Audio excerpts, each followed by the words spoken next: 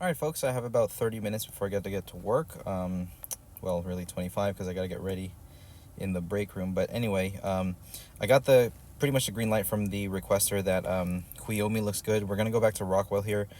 She did mention maybe a little bit of adjustment on the size of this guy's head.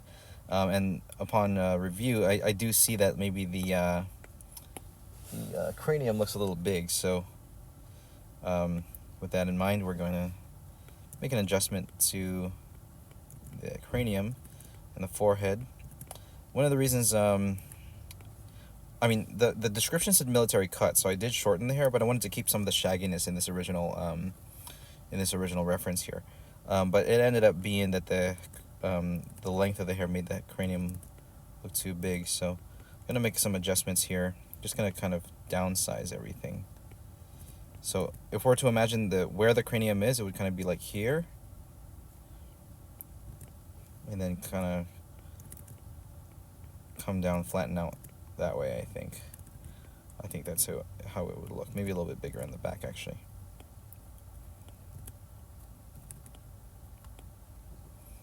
Okay.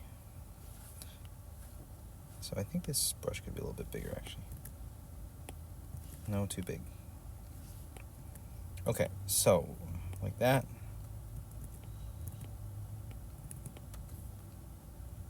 I mean, the hair is a little bit disheveled from the reference, but I might clean it up a little bit just to make him look like a little bit of a less like a dirty kid or something. Yeah, I'm gonna keep the length more consistent.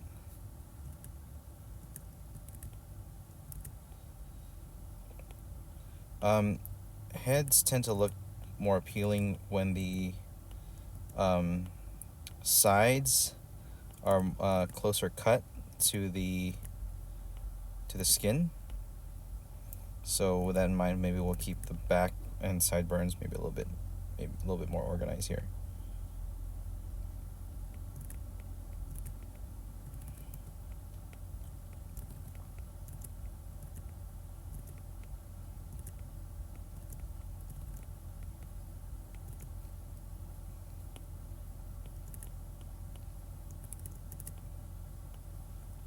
But again, we're losing a lot of the shagginess from the reference here. So let's bring some of it back. Now this might have been too short. So let's bring some of it back. Let's get some of this hair up top a little bit longer.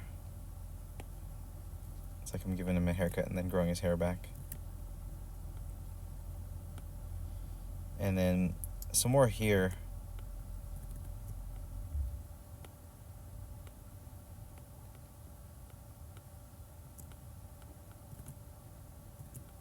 Maybe a little bit coming out the front too.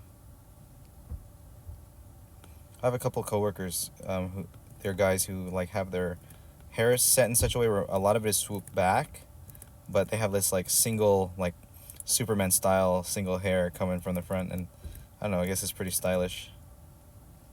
I've never done anything like that before. I've never been brave with my hair. I've pretty much had the same haircut since like I was a kid, so I don't know, maybe that can change one day.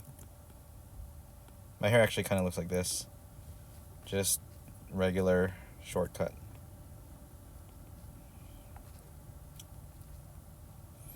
So that's an adjustment to the size of the cranium. Now if I bring the color back, we'll actually see, I mean, it wasn't changed that much, but there's a little bit less forehead, I would say, and a little bit more in the back of the head. Let's see. Yeah, I think it looks a little bit better with a little bit less forehead. So we're gonna fix that color. Let's erase first. And let's go back to Opus Color on both brushes.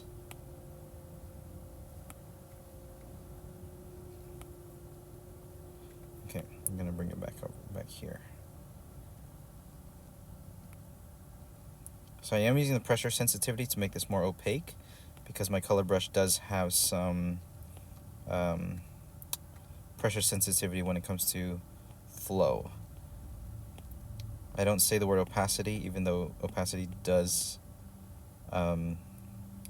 taken into account, but it's actually just flow. That's the main thing that's affected by the pressure sensitivity. Now in the last video, again, I was talking about beauty, quote-unquote objective beauty, and whatever that means. According to St. Thomas Aquinas, he has a definition, or at least the properties of it, which are, again, I'm just kind of using this as a, the word mantra is a funny word, because I know mantra comes from, I guess, Buddhism or something,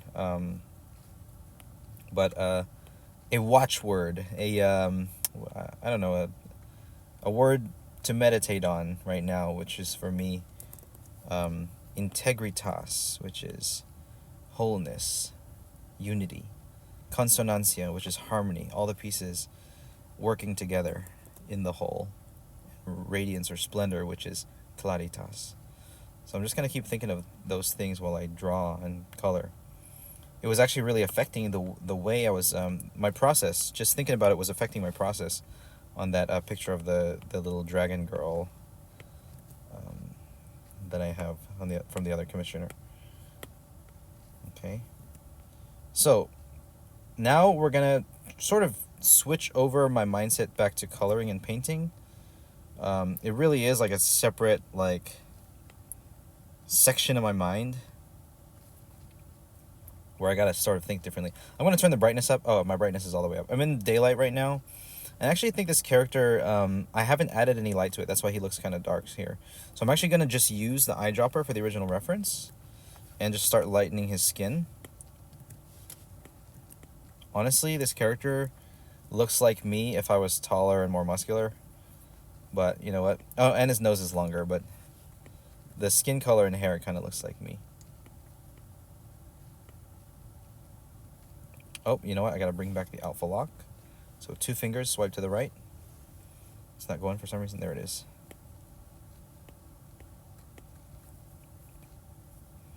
And his face kind of looks like it has some reddishness on it. I wonder what's the reason for that, but let's grab it and let's use it.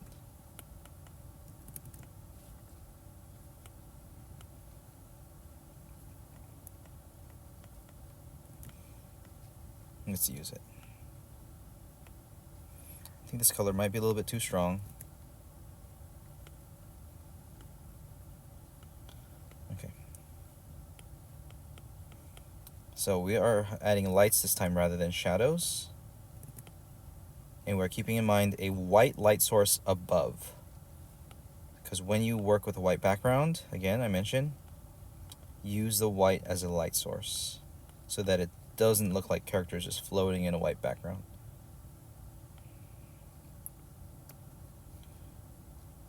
Okay.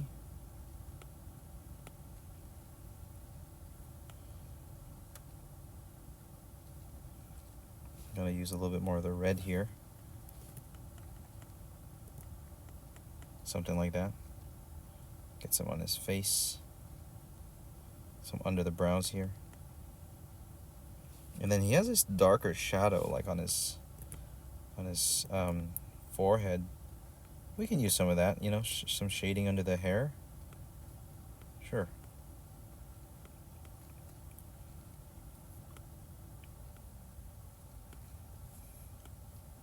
I don't want to overpaint, right? So I want to make sure we establish the lights and shadows first before making it too complicated for myself. So we are adding light.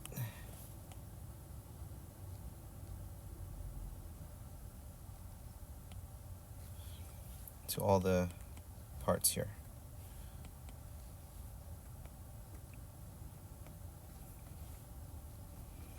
Okay, leather armor. Let's find a light color. So here they used this color, and I'll just grab it right there.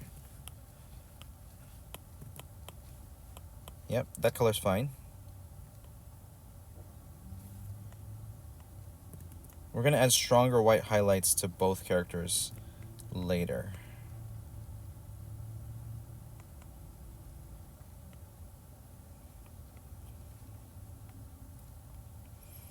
Okay, we're going to get some occlusion shadow in here. Let's use some of the colors. I'm just going to eyedrop from the original palette. Is that lazy? I don't know. I don't think so. I think it's more faithful to what I was provided. But we're just gonna. I mean, I'm just gonna keep painting here. I think my mindset has already definitely switched over, and painting is something that I'm not really great at, to be honest. I have general concepts of like light and dark, but and where to put shadows. But as far as like choosing colors, it's something that I need to be a lot more explorative with. So we're gonna do that today.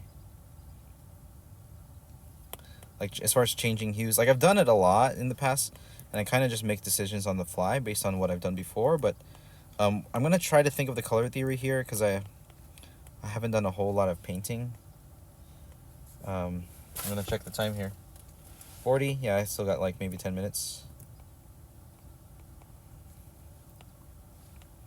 Gonna cast a shadow right there, core shadow, and maybe some shadows inside the fabric here. And I might zoom in a little bit because I normally I wouldn't zoom in, but it's really bright outside right now, and I kind of want to see this a little more closely. Some shadow in the folds there. Shadow under here.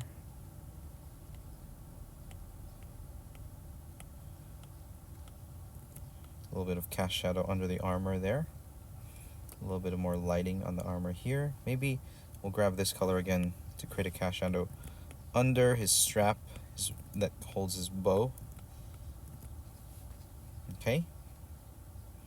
So this is metal. So we're gonna use just a white here. Just let's brush in some highlight.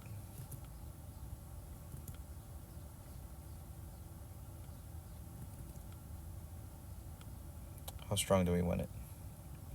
We're lit from above, so something like that. That's fine. Belt here, let's add some light. Keep it subtle, keep it leather.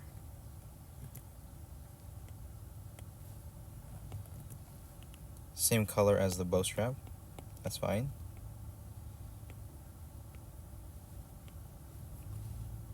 This little reddish thing, we can kind of want to push the red a little bit here, but also it's kind of creating a shadow that might be a little bit too strong.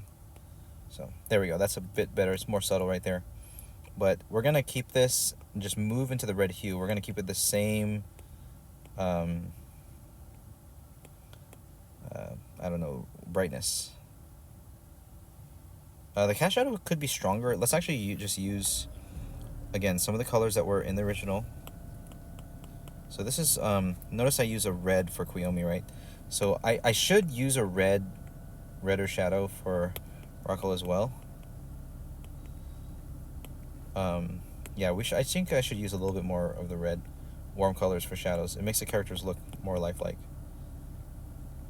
There, something like that. That's better.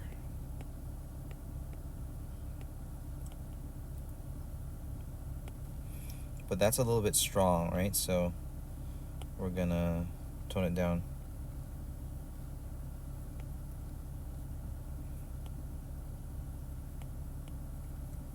There, that's better.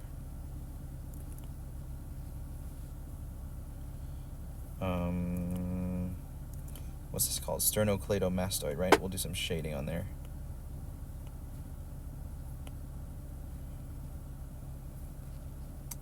Okay, looks okay. Kuyomi looks better, I think, for sure, but I think it's just because I haven't added highlights yet. We're just focused on shadows, lights and shadows right now, so we'll just keep going. Okay, pants. A bit dark, but I think the darkness is good. But we'll just add a light color to this first. So let's grab this color again. So it is an orange. It's an orange brown. So we're going to lighten it a little bit towards the orangish yellow. Not going to increase the saturation too much. I think this is okay. But you know what? The pants are a little bit more on the red side in the reference. So we'll keep that. We'll stay faithful to that, actually. So maybe as the light hits it, it goes toward the red, but I don't want it to look leather, so you know what, I think I will stay. I want to increase the redness of the leather, actually. You know what we'll do? we'll do a color balance. I think midtones or highlights actually will move toward the red. That changes his skin color a bit actually, so I don't want that. Just slightly, but midtones towards the red. Yeah. How's that? It might have been a little bit too strong.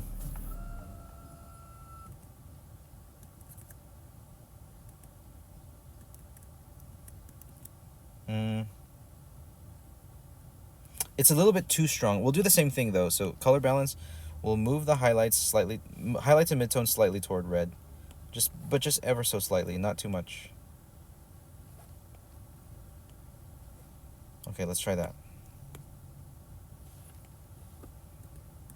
Yeah, that's better. Well, you know what? I moved the midtones too much, okay, because the pants became red. So just more highlights. So midtones very slightly towards red, and highlights very slightly towards red. Midtones might have been too much again. Just very subtle. There, I think that's good enough. So now we'll take a light color here. Just kind of paint in some lights. Okay, probably time to get to work. Just kind of get started here. We'll use a big brush first.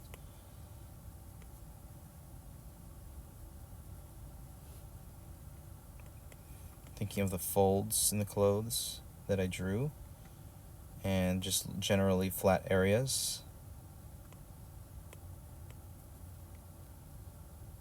Where there will be obvious light.